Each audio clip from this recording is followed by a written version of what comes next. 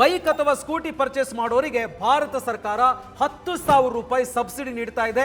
ಅದು ಕೂಡ PM E-ಡ್ರೈವ್ ಯೋಜನೆ ಮೂಲಕ. ಇವಿ ಬೈಕ್ ಅಥವಾ ಇವಿ ಸ್ಕೂಟಿ ಪರ್ಚೇಸ್ ಮಾಡುವವರು ಗರಿಷ್ಠ 10,000 ರೂಪಾಯಿವರೆಗೆ ಡಿಸ್ಕೌಂಟ್ ಪಡಿಬಹುದು.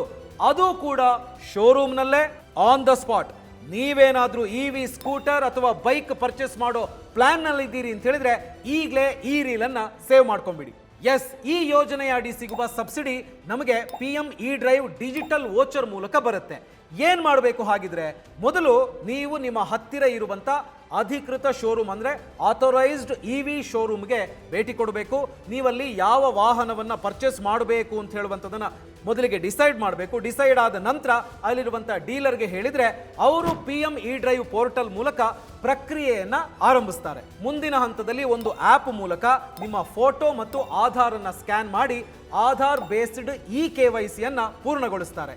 KYC ಕಂಪ್ಲೀಟ್ ಆದ ನಂತರ ನಿಮ್ಮ ಆಧಾರ್ಗೆ ಲಿಂಕ್ ಆಗಿರುವ ಮೊಬೈಲ್ ನಂಬರ್ಗೆ ಒಂದು SMS ಬರುತ್ತೆ. ಆ ಮೆಸೇಜ್ ಅಲ್ಲಿ ಒಂದು ಲಿಂಕ್ ಇರುತ್ತೆ.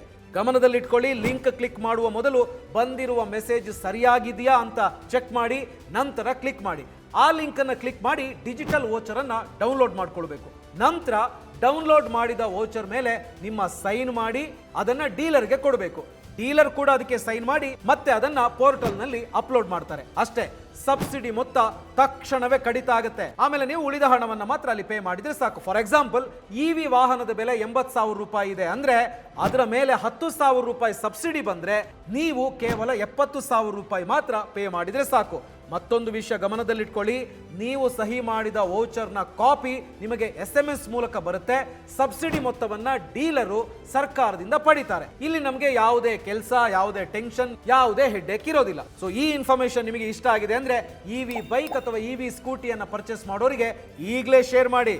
ಇನ್ನಷ್ಟು ಈ ರೀತಿಯ ಇನ್ಫಾರ್ಮೇಶನ್ಗೆ ಬಾಸ್ವಾಲಾ ಡೈಲಿ ಚಾನಲ್ ಅನ್ನ ಸಬ್ಸ್ಕ್ರೈಬ್ ಮಾಡಿ.